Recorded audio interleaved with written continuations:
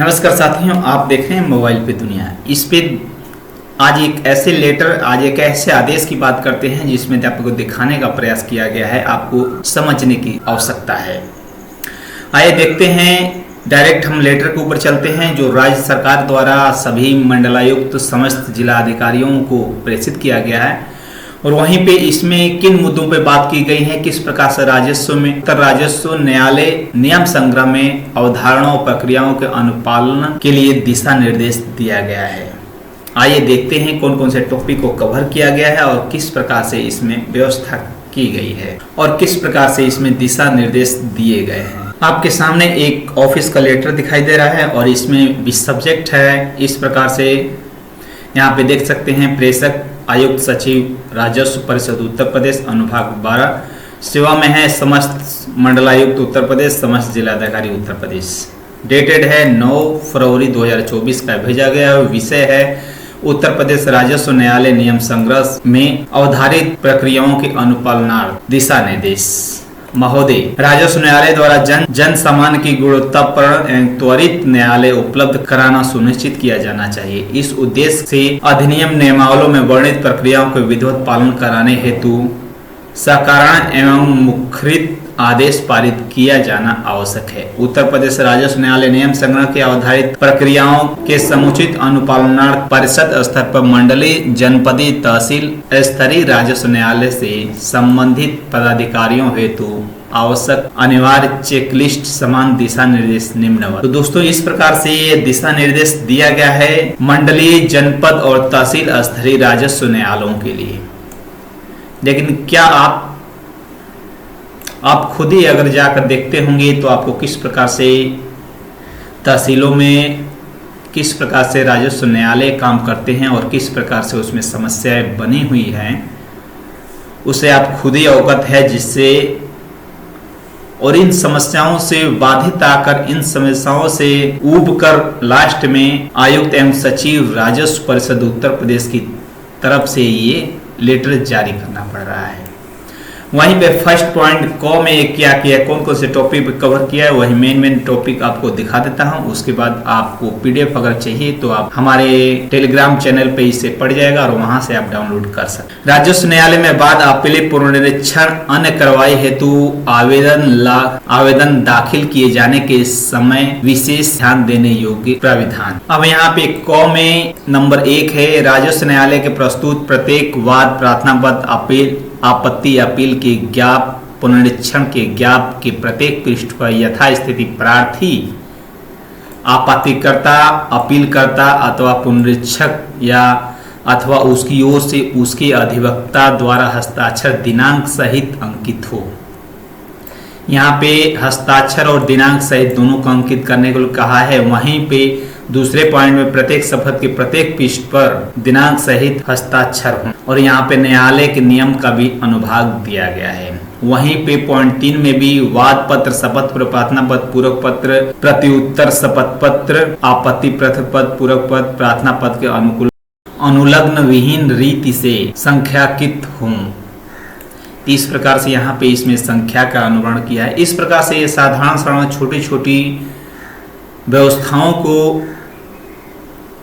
न्यायालय में सही तरीके से लागू करने के लिए एक लेटर जारी किया जा रहा है, ताकि आप समझ सकते हैं कि किस प्रकार से हमारे न्यायालयों में किस प्रकार से ये व्यवस्थाएं चल रही है और किस प्रकार से उनसे अपील की जा रही है, क्या किया जाए और क्या न किया जाए।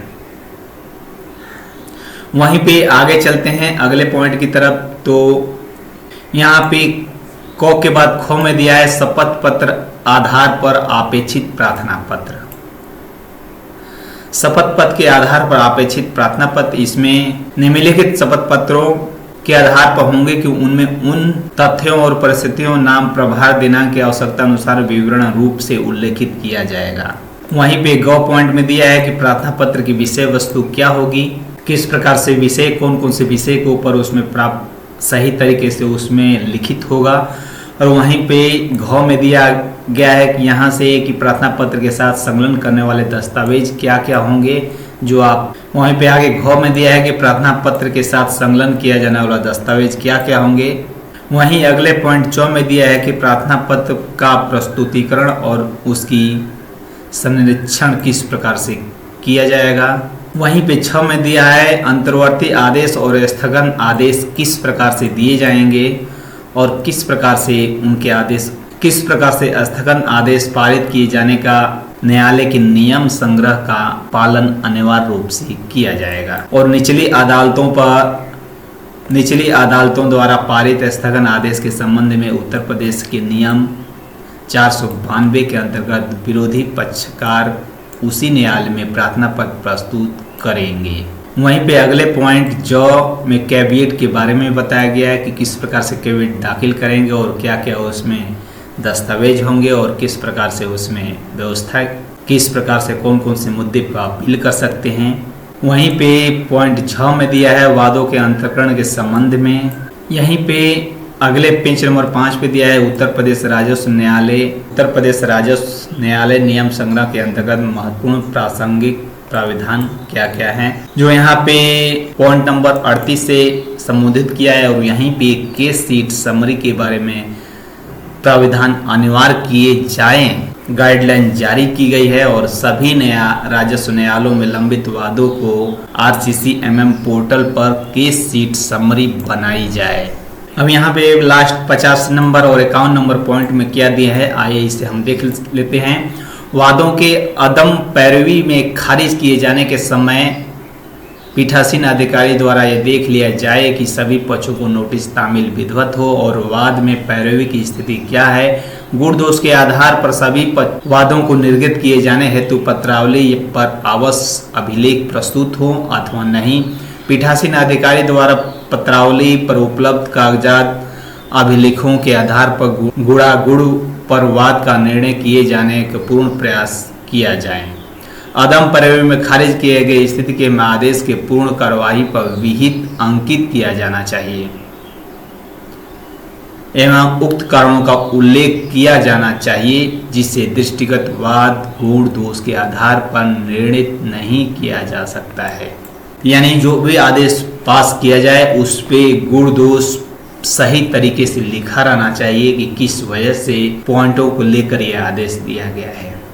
वहीं पे 51 में दिया है 51 नंबर पॉइंट में वाद के अंतिम निर्णय पारित करने के पूर्व निम्न बिंदुओं पर गहन से परीक्षण किया जाना चाहिए। वाद में प्रतिस्थापना की कार्रवाई लंबित तो नहीं है, कोई प्रार्थना पर अनिस्तारित तो नहीं रह गया, सभी पक्ष उपस्थित होकर पक्ष साक्ष्य प्रस्तुत कर चुके हैं अथवा नहीं।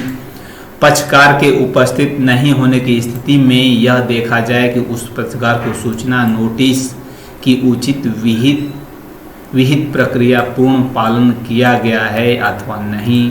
न्यायालय द्वारा अपेक्षित किसी कार्रवाई का अनुपालन शेष तो नहीं है। वाद की प्रक्रिया के अनुसार अधिनियम नियमावली प्राविधानित व्यवस्था के अनुरूप सभी औपचारिकता पूर्ण हो चुकी है अथवा नहीं। साक्ष्य एवं सुनवाई के समस्त कार्रवाई पूर्ण होने के बाद में बहस हेतु नियत स्थिति की जाए। सभी पक्षों की बहस पूर्ण होने के उपरांत अंतिम निर्णय हेतु नियत स्थिति की जाए। अंतिम निर्णय में पत्रावली पर उपलब्ध तथ्यों का विस्तृत उल्लेख करते हुए सुसंगत अधिनियम नियमावली के आलोक में विधिवत विवेचना के उपरांत नियम संगत निष्कर्ष अंकित किया जाए। पीठासीन अधिकारी द्वारा सकारण एवं मुखरित आदेश पारित किया जाना चाहिए।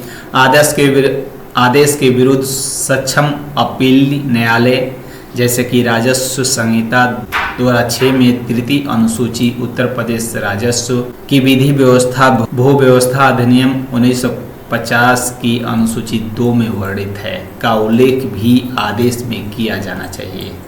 और लास्ट दूसरे पैरा में ये निर्देश दिया जाता है, अतः इस संबंध में मुझे कहने का निर्देश हुआ है कि कृपया उपयुक्त अनुसार कार्रवाई सुनिश्चित किए जाने हेतु अपने अधीनस्थ समस्त पीठासीन अधिकारियों को प्रभावित दिशा निर्देश करने का कष्ट करें। SBS रंगाराव आयुक्त एवं सचिव 9 फरवरी 2024 को यह आदेश जारी किया गया है। इस प्रकार ये